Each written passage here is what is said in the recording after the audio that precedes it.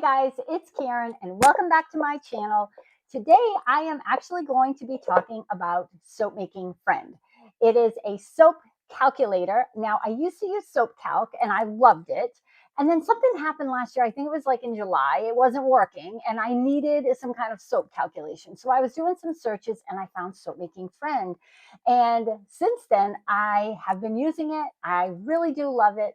And so if you guys use it, let me know what you think. And if not, hopefully this video will help. I'm going to introduce a couple of ideas to think about when you are starting to calculate your soap. And hopefully this will help, especially new soap makers, make a decision on which platform they want to use.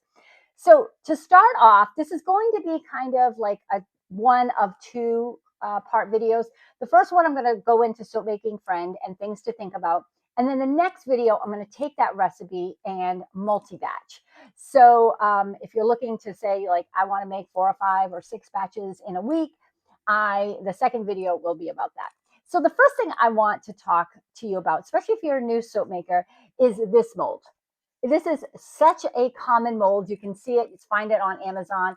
And I'll link some of these in the description below if you're looking to see what it looks like. But you can see this is well used, but this is a very common mold if you're going to do like a single batch. It makes about 9 bars of soap. Now, another mold is this one. Now, if you see, this is basically 2 of those. So I kind of call this one a double batch and this one a single batch, right? And this mold here is from Workshop Heritage. It's a double batch.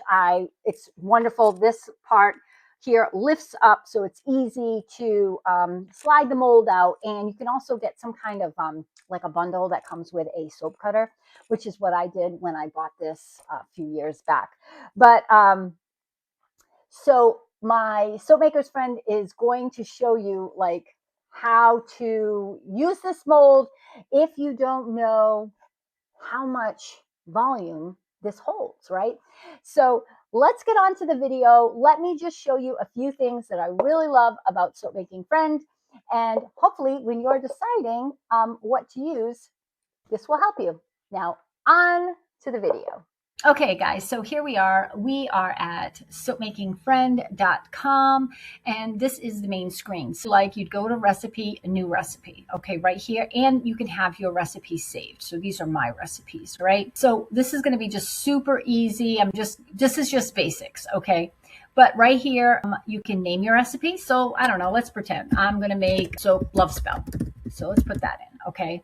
Today's date, that's really helpful. It gives you like a cure time. So you know 30, 40 days from now. Now I master batch. So I'm going to put yes here, but if you don't, you can keep it off on the low side and we can toggle back to that after. We right here are going to skip this part just for right now.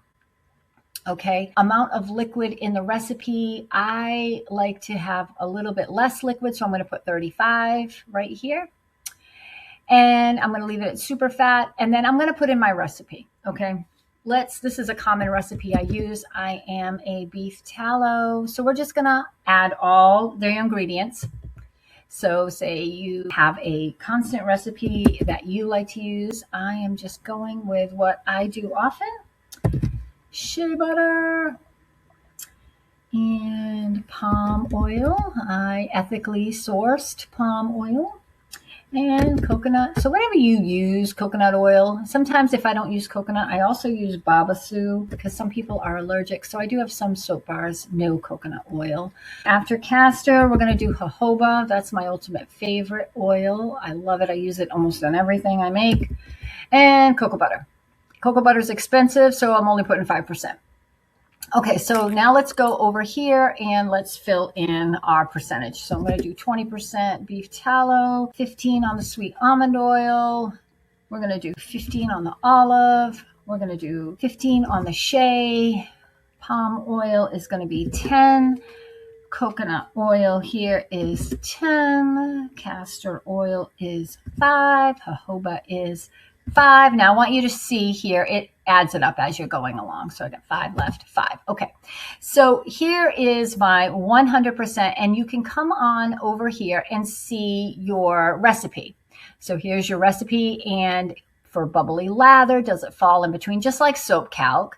So I know that my bar should be super creamy and conditioning and be bubbly, and it makes a really great hard bar. That's what I'm looking for. So now we're just going to come up here, and here is our, let's look at our ingredients right here: recipes, fats, and waxes.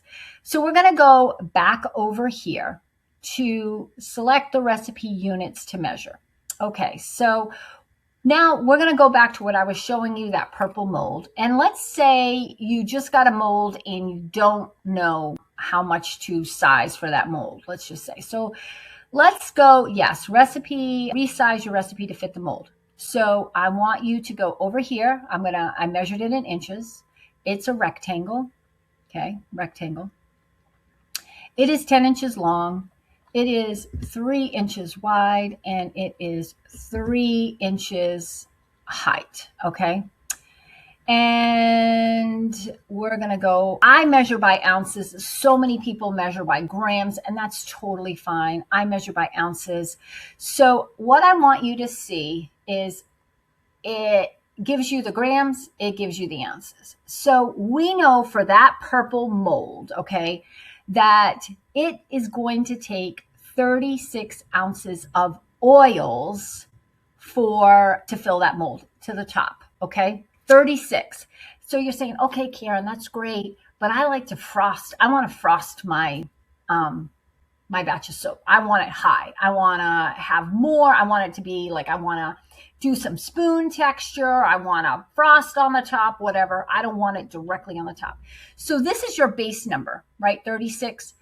So what happens, see here, now you're looking at here and you're like, well, I want to add, I don't know, 12 ounces to it because I want a high top, but I can't do this. I can't change it. So what you can do, keep in mind right here, 36, shut off this, turn it off. And now look, you can go to like 46, 48, gives you an additional 12 ounces. So there you go. When you hit 48, now you have 48 down here. So you know that this batch is going to not only fill your mold, but give you extra to texturize, extra to frost, whatever you're thinking, right? Or if you want 50. So sometimes I want to just do a straight mold with a little texture. I'll probably add a few ounces. Or sometimes what I'll do is I'll make, like, I have little molds, like 10-ounce molds, and I'll give those for samples. So I might do a flat bar, right? And then add an additional 10 ounces to use for the little bar, okay? But this is super helpful in deciding how many ounces that you want to use. So if you go back here, it's going to bring you to 36. So let's go down. We have all our properties. We know what our recipe looks like, and you can play with this. Let's go down. Now, what if you want to add something? Look at this, custom additives. And what I love about Soapmaking Friend is look at this. Say you're a new soap maker and you're just like, I don't know. One, this gives you a lot of ideas, right? Activated charcoal. Well, look at that. The purpose, natural colorant. It gives you grade of black. Add to the oils before mixing in the lye solution. Look at that. Tells you when to add it. Look at this, apricot kernel seeds. Oh, well, look at that. Exfoliation, speckled in appearance, if you wanted to add that. So I love the ideas that it gives you. Look at this, clay.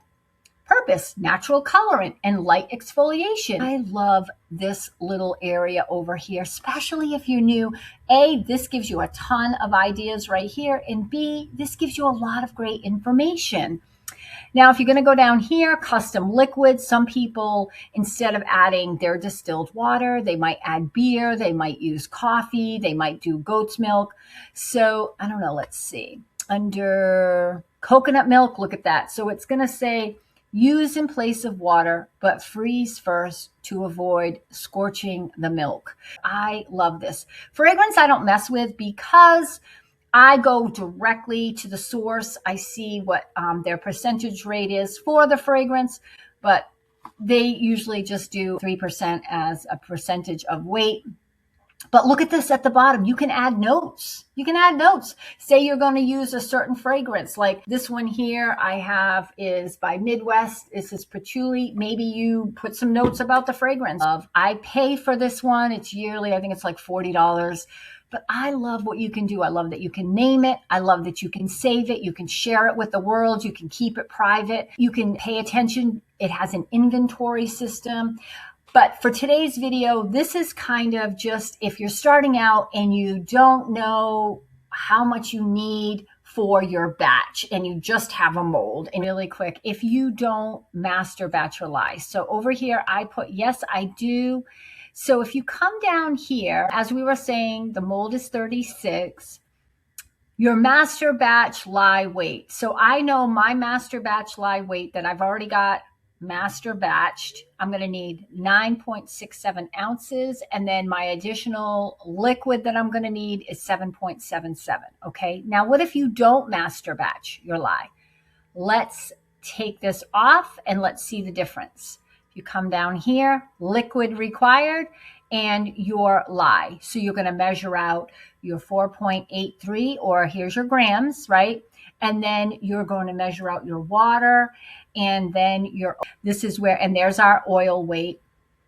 And then the total batch weight is 54. And that's on the 36 ounces of oils.